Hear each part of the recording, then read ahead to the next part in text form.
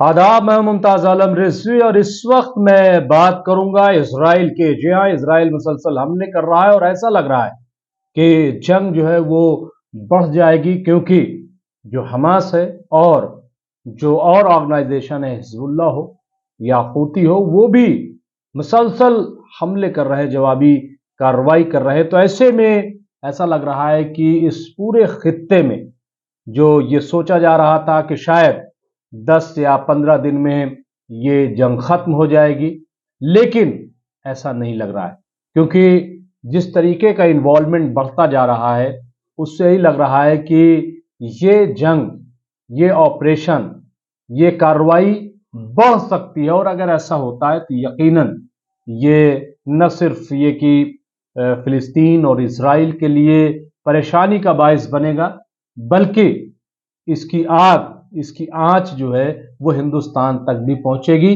दूसरे ममालिक भी इससे मुतासिर होंगे, वह वो ईरान हो या अरब हो, टर्की हो या मिस्र हो, जो भी हैं वो सब इससे प्रभावित होंगे, इससे मुतासिर होंगे। हिंदुस्तान एक मजबूत मुल्क है। हिंदुस्तान ने हालांकि यूएनओ में जब जंगबंदी का प्रस्ताव आया तो उसमें उसने हिस्सा नहीं लिया, लेकिन अब ऐसा लग रहा है कि हिंदुस्तान पर भी प्रेशर बढ़ रहा है और हिंदुस्तान भी यही चाहता है कि किसी सूरत जंगबंदी हो जाए। ईरान के प्रेसिडेंट ने, ईरान के लीडरान ने पीएम नरेंद्र मोदी से बात की और जंगबंदी की बात की कि हिंदुस्तान को भी आगे आना चाहिए और ये जो जंग जारी है इसको रोकने में पेशकदमी करनी चाहिए। अब इस जंग के बीच हिंदुस्तान और अमेरिका के दरमियान भी दो पक्षी वार्ता होने जा रही है, मीटिंग होने जा रही है। ये मीटिंग जुमा के दिन होगी। जी हाँ, और इस मीटिंग को बहुत अहम करार दिया जा रहा है। एक रिपोर्ट जो बीबीसी से मिली है, उसमें बीबीसी ने बात की है, जो अमेरिका में 2009 से 2011 तक हिंदुस्तान की सफीर रही हैं, एम्बेसडर रही हैं, मीरा शंकर, उनसे बात की है। उन्होंने जो बात की है उससे अंदाजा लग रहा है कि हिंदुस्तान जो है वो जरूर ये चाहेगा कि किसी तरीके से अमेरिका को कन्विंस करे, अमेरिका को समझाए, क्योंकि अगर अमेरिका चाहेगा तो जंग रुक जाएगी। अमेरिका अगर जंगी जो बेड़े हैं या जंगी जो सामान है वो अगर भेजना बंद कर देगा तो जाहिर है कि इजराइल को पीछे हटना पड़ेगा। उन्होंने बीबीसी से बात करते हुए कहा कि भारत के लिए खास तौर से समस्या हो सकती है, क्योंकि ऊर्जा को लेकर हम वेस्ट एशिया, यानी एनर्जी को लेकर के हम वेस्ट एशिया पर निर्भर हैं। दूसरा ये कि वहां काम करने वाले भारतीय लोगों की संख्या, तादाद बहुत ज्यादा है, तो अगर वहां जंग बढ़ती है तो हमारे लिए ये बहुत बड़ी परेशानी का बाइस बन जाएगी, सबब बन जाएगी, क्योंकि तब लोग वापस आएंगे। रेमिटेंस पर भी असर पड़ेगा, आर्थिक तौर से बैलेंस ऑफ पेमेंट प्रभावित होगा। तो हमारे हक में तो यही है कि किसी भी सूरत जल्द अज जल्द इस जंग को रोका जाए, ये कहना है। आप देखिए, बीबीसी से बात करते हुए मीरा शंकर ने कहा है, जो कि अमेरिका में सफीर रही, हिंदुस्तान की एम्बेसडर थी, और ये बात शुरू से कही जा रही है। हम भी इस बात पे बार बार जोर देते रहे हैं, डिबेट्स में भी, अपने प्रोग्राम्स में भी, कि हिंदुस्तान को बहुत अहम रोल अदा करना चाहिए था। हिंदुस्तान ने न जाने क्यों जो जंग बंदी का मसौदा पेश किया गया था, करारदाद पेश की गई थी, उसमें क्यों हिस्सा नहीं लिया मुझे नहीं पता। लेकिन उसके दूसरे ही दिन जब पीएम नरेंद्र मोदी ने मिस्र के सदर सीसी से बात की और फिर अभी हाल ही में जो ईरानी सदर है रईसी, उनसे बात की है, अब अमेरिका से बात होने जा रही है, तो उसमें कहीं ना कहीं ये बात निकल के आ रही है कि हिंदुस्तान भी अब ये चाहता है कि किसी तरीके से जंग बंदी हो जाए। अगर जंग जारी रहती है और हिंदुस्तान में क्राइसिस बढ़ती है तो जाहिर है कि इसका असर 2024 के लोकसभा चुनाव पर भी पड़ेगा। इसमें कोई दो राय नहीं है।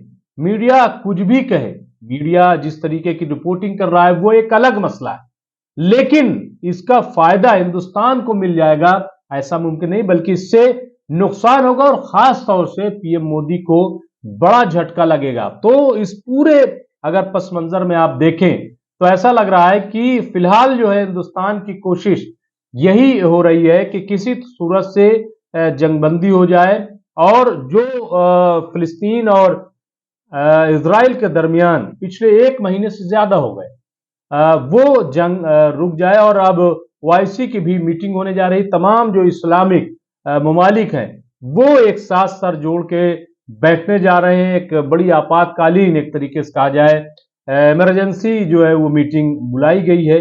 उसमें क्या फैसला लिया जाता है, क्योंकि अवामी सतह पर जो रिपोर्ट आ रही वो ये कि टर्की हो या मिस्र हो या सऊदी अरब या और ममालिक जो मुस्लिम ममालिक हैं, इस्लामिक कंट्रीज हैं, वहां पे अवामी प्रेशर बहुत है कि आप जो है इसमें इंटरवीन करें, क्योंकि फिलिस्तीन में बेगुनाह मारे जा रहे हैं, वहां बच्चे मारे जा रहे हैं और कई लाख लोग अभी ऐसे हैं जिन तक न दवाएं पहुंच रही हैं न खाना पानी पहुंच रहा है।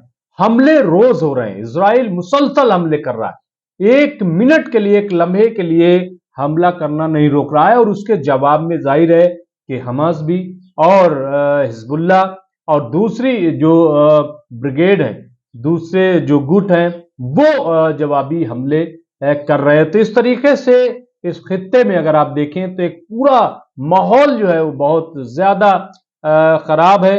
हिंदुस्तान की अगर बात करें तो एक छोटी सी हिस्ट्री जो हिंदुस्तान की है वो अगर उस पर रोशनी डालें तो उससे अंदाजा होगा कि यरूशलेम यानी बैतुल मुक़द्दस जो है वो कोई नई बात वहां जंग नहीं है, बल्कि बैतुल मुक़द्दस पर जिस तरीके से मुसलमान उस पर अपना हक जताते हैं, और जाहिर है कि वो मुसलमानों का क़िबला अव्वल है, लेकिन यहूदी भी उसे अपनी जगह करार देते हैं। और अगर तारीख में आप जाएंगे, मैं आपको बताऊं कि हिंदुस्तान से जो रिपोर्ट है कि तकरीबन 40,000 किलोमीटर ये वाक़ है यरूशलेम, और इजराइल और हमास के बीच जो जंग चल रही है, तो इसकी अहम वजह जो तजिया निगार बताते हैं वो यही बताते हैं कि ये बैतुल मुक़द्दस है और ये मस्जिद अक्सा है। इसी की बुनियाद जो है, बुनियाद पर ये जंग हो रही है। एक तरफ इजराइल जो है, यहूदी जो है, खास तौर से जो सयूनी है, वो ग्रेटर इजराइल का ख्वाब देख रहे हैं। यानी वो मक्का और मदीना तक आप देखेंगे तो आपको एक पूरा नक्शा मिलेगा। तो इससे आप देखिए कि बताया ये जा रहा है कि अल-अक्सा यरूशलेम की वो मस्जिद है जिसमें 2021 में इजरायली पुलिस घुस गई। अब आप देखिए कि बार बार अब ये चीजें सामने आ रही, मीडिया इस चीज को लिख रहा है, बार बार ये हो रहा है कि साहब हमास ने हमला किया, हमास ने हमला किया, लेकिन अब ये स्टोरी आ रही है, और जैसा कि यूएन ने भी कहा था कि हमास ने हमला किया। और जाहिर है मैं भी ये बात कहता हूं कि जब हमास या कोई ऑर्गेनाइजेशन हमला करती है तो वो एक टेरर ही होता है, वो एक दहशत ही होती है। आप उसको ये नहीं कह सकते, क्योंकि हमले में कोई फूल नहीं बरसाता है। हमला जो है वो जाहिर है कि वो जानलेवा ही होता है, और ये हमास ने किया, इसमें कोई दो राय नहीं है। और इजराइल, वो यूएनओ भी ये कह रहा है कि ये टेरर अटैक है, हिंदुस्तान ने भी कहा कि ये टेरर अटैक है। तो यकीनन ये हम इसको कहते हैं कि ये टेरर अटैक है, क्योंकि कोई भी अटैक वो टेरर ही फैलाता है, चाहे वो छोटा अटैक हो या बड़ा अटैक हो। तो ये तो है, लेकिन अब अगर आप उसके पीछे देखेंगे जो यूएनओ ने कहा कि ये टेरर अटैक है, लेकिन इसका रिस्पॉन्सिबल, इसका जिम्मेदार इजराइल है, क्योंकि इजराइल जो है मुसलसल फिलिस्तीनियों पर कब्जा कर रहा है, उनकी जमीनों को हड़पने की कोशिश कर रहा है, उन पे जुल्म और ज्यादती कर रहा है, जो टू नेशन थ्योरी है उस पर अमल नहीं कर रहा है। तो ये चीज है, और ये आप देखिए कि 2021 में तो जाहिर है कि जब आप मुसलसल मारेंगे तो उसका जवाब होगा। हमास ने इजराइल पर 7 अक्टूबर को हमला किया, और उसके बाद से आप देखिए कि मुसलसल ये जंग जारी है। 105 साल पहले ये हिस्ट्री बताई जा रही है कि यरूशलेम शहर को हिंदुस्तानी यानी अंग्रेज हिंदुस्तानी फौजियों ने ऑटोमन जो साम्राज्य था उसको हराकर अंग्रेजों के लिए जीत दिलाई थी। यहाँ यरूशलेम को यानी ये मस्जिद अक्सा और बैतुल मुक़द्दस को अंग्रेजों के लिए हिंदुस्तानी फौज ने, यानी हिंदुस्तान की उस वक्त जो अंग्रेजों की फौज थी उसने जो है वो 105 साल पहले यहाँ पे यानी 1917 में एक जंग लड़ी थी, और उसमें जो है वो जीत दिलाई थी। ये हिस्ट्री आ रही है। तो एक हिस्ट्री इसका कहने का मतलब यह है कि हिंदुस्तान का रिश्ता जो है किसी न किसी एतबार से बहुत पुराना है। और उस वक्त जो हिस्ट्री बताती है, जो जो हमने पढ़ा, ये बताया जाता है कि उस वक्त अंग्रेजों ने कहा था यहूदियों से कि हम तुमको जो है यरूशलेम देंगे और ये जगह तुम्हारी हमेशा के लिए होगी। आज लोग सोच रहे हैं कि क्यों अमेरिका साथ दे रहा है, क्यों जो है वो जर्मनी साथ दे रहा है, क्यों फ्रांस साथ दे रहा है। तो इससे आप अंदाजा लगाए ब्रिटेन क्यों साथ दे रहा है, तो इससे अंदाजा लगाइए और उसकी वजह क्या है। क्योंकि इनको ईसाइयों को भी ये डर लग रहा है कि अगर यहूदी उनके यहां पहुंच गए तो फिर एक बहुत बड़ी प्रॉब्लम हो जाएगी। इसलिए इनको यहां पे आबाद कर दिया और यहां इनको चारों तरफ से आप देखिए कि जंग में उलझा कर रख दिया। तो ये एक बहुत बड़ी ईसाइयों की तरफ से या जो पॉलिसी मेकर है उनके उनकी तरफ से ये एक बहुत बड़ी प्लानिंग भी की गई ऐसा लगता है। अब आप देखें 1918 तक यरूशलेम शहर पर तुर्की के ऑटोमन साम्राज्य का यानी ऑटोमन एम्पायर जो था उसका कब्जा था। इस्लाम धर्म में मक्का मदीना के बाद जैसा कि हमने बताया कि यरूशलेम यानी बैतुल मुक़द्दस मस्जिद अक्सा जो है वो तीसरा सबसे बहुत ही पाकीज़ा शहर है। इन तीनों शहरों पर शासन होने की वजह से ऑटोमन साम्राज्य यानी ऑटोमन एम्पायर जो है को मुस्लिमों के खलीफा का दर्जा मिलता था। दुनिया भर के मुस्लिम इस खलीफा की इज्जत करते थे, ऐसी हिस्ट्री है। फर्स्ट वर्ल्ड वॉर यानी पहली जो आलमी जंग है उसके दौरान ऑटोमन साम्राज्य जर्मनी के साथ मिलकर ब्रिटेन और दूसरे पश्चिमी देशों के खिलाफ जंग लड़ रहा था। जंग के शुरुआती दौर में तुर्कों ने इराक और यूरोप में अंग्रेजों को बुरी तरह से हराया। बुरी तरीके से हराया। खलीफा पर हुए इस हमले की वजह से दुनिया भर के मुस्लिम अंग्रेजों का विरोध कर रहे थे। हालांकि अंग्रेजी फौज में शामिल मुस्लिम सिपाहियों पर इसका ज्यादा असर नहीं हुआ। जाहिर है कि जो सिपाही होते हैं, जो फौज के एहलकार होते हैं, वो तो फौजी होते हैं, वो ना हिंदू होते हैं ना मुसलमान होते हैं, उनको बांटा भी नहीं जा सकता। और ये सही चीज है, ये एक वफादारी है। और ये तो हमने मुगलों का दौर में भी देखा है और भी तमाम कि जहां पे हिंदू मुस्लिम ये सब नहीं होता है। तो ये जाहिर है कि वफादारी जो है हमेशा हिंदुस्तान में रही है, हिंदुस्तान को मुसलमानों में रही है। जनवरी 1917 में ब्रिटेन ने गाजा और फिलिस्तीन पर मिस्र की तरफ से हमला किया तो उनकी सेना में काफी तादाद में भारतीय भी शामिल थे। करीब 6 महीने की लड़ाई के बाद आखिर में जर्मनी और ऑटोमन साम्राज्य को हार का सामना करना पड़ा। अब अगली बारी हाइफा और यरूशलेम की थी।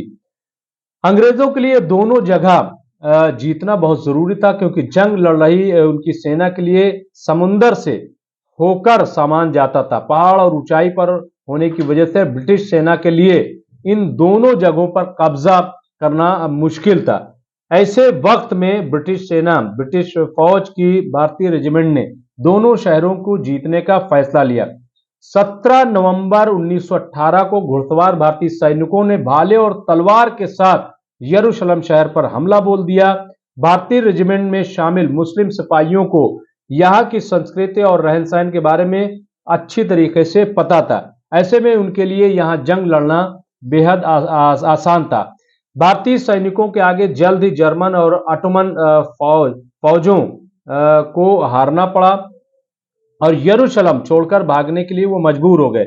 9 दिसंबर को दुश्मन सैनिकों के जंग के मैदान में भागने के बाद भारतीय रेजिमेंट में पूरे शहर में कब्जा कर लिया। तो ये यहाँ पे ये चीज बताने की बात है कि हिंदुस्तान हर दौर में कहीं ना कहीं इन्वॉल्व रहा है और उसकी वजह यह है कि हिंदुस्तान में भी अगर आप देखेंगे तो आज नहीं बल्कि एक जमाने से, मैं तो पढ़ रहा था कि युधिष्ठिर के दौर से यानी जब महाभारत हुई थी उसके बाद से भी अगर आप देखेंगे तो अरबों से इनके रिश्ते रहे हैं।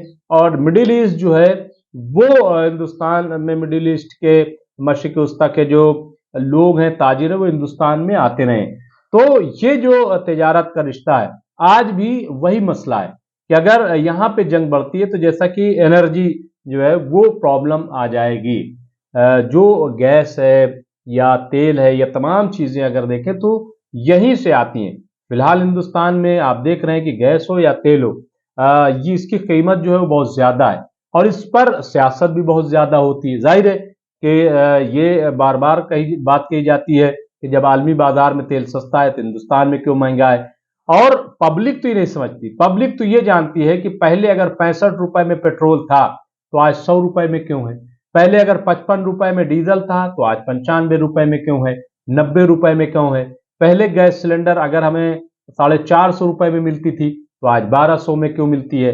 तो इस तरीके का जो है मुआवजा या कंपैरिजन जो है वो होता है। बहरहाल कुल मिलाकर के ये जो मीटिंग हो रही है इसमें भारत की यही कोशिश होगी कि जंग रुके, और देखना यह होगा कि भारत की कितनी बात मानी जाती है।